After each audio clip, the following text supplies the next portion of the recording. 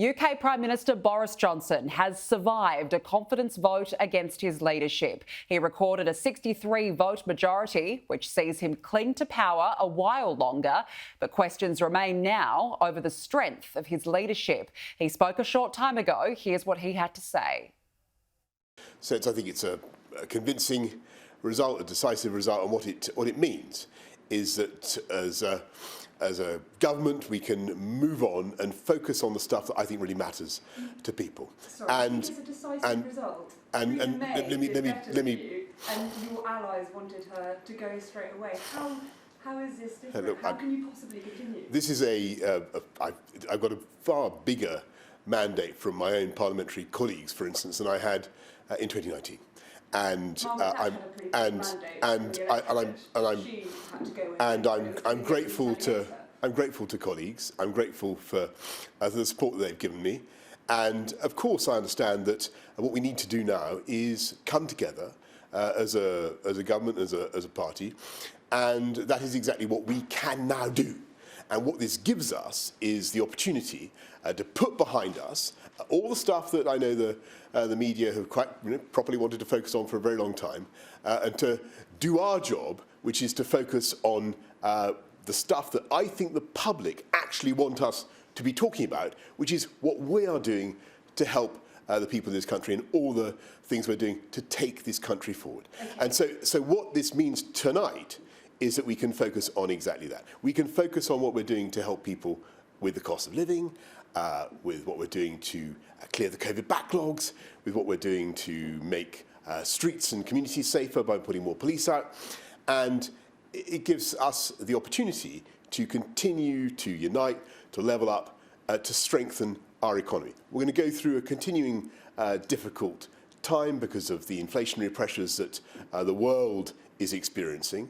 But we have a lot of natural strength, not least the lowest unemployment since 1974. And what I think is important about tonight, and forgive me, I'm going to say it again, I think this is very good news because it allows the government to focus on those issues, and that's what we're going to do. You want to focus on those issues. Yes. 148 MPs on your own side are against you. They're going to be dragging you through the mud. No, how can you possibly govern with nonsense. this? Look, you really think that's a good result? I do. It's a good result. I certainly think it is, because don't forget that when I first stood to be leader of the Conservative Party in 2019, I didn't get anything like that much support from my colleagues in Parliament.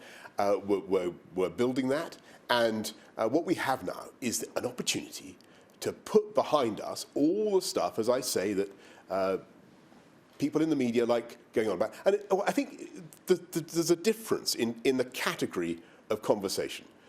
I know that people want to talk about stuff that goes on at Westminster. What I want to talk about is what we as a government are doing to help people. And no, what we're going to do now is take the opportunity to unite and deliver. And that is what we want to do. Are you ruling out a snap election?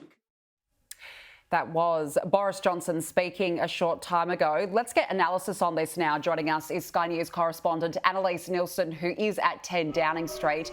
Annalise, he has survived for now. The question is, for how long? That is the question. And Danica, as we get started, there is some booing in the background. A few people who aren't happy with Boris Johnson sticking around have come and they've been blasting music. So if that starts, that's what that is. But in the meantime, Boris Johnson is certainly surviving another day, but it's not clear sailing yet.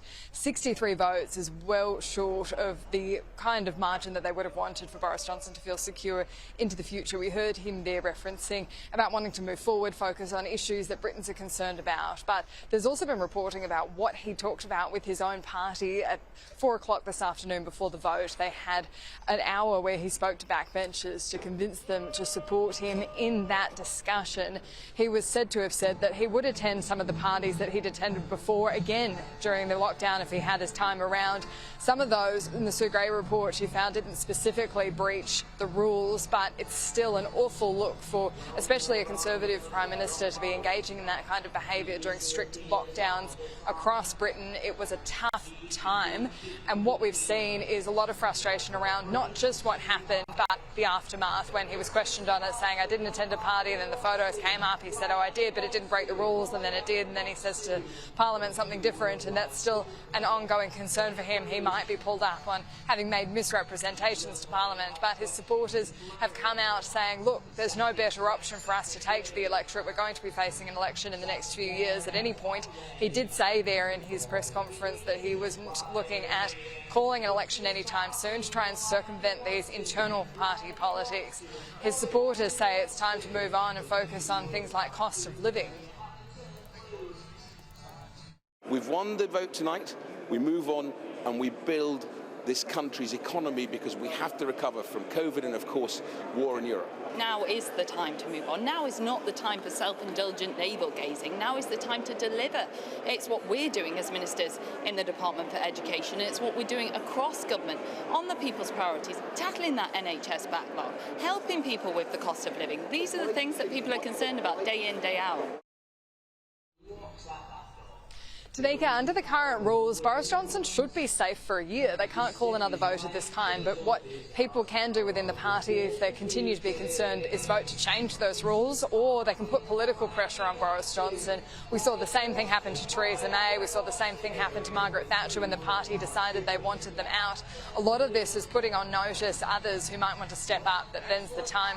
That's also a difficult circumstance within the party, because it is a protracted discussion to vote for a leader within the Conservatives. They have a long run. It often takes months to whittle it down just to a ballot of 2 to then decide on a leader. So none of this happens quickly, but Boris Johnson is quite wounded by all of this. And what the concern is that among Conservative supporters who should be loyal supporters of the Conservatives, they're frustrated with Boris Johnson. This was so sharply put in focus at the service of Thanksgiving for the Queen for her 70 years on the throne. These were die-hard royals that had gathered around St Paul's Cathedral, and when Boris Johnson arrived with his wife, they were resoundingly booed by the crowd.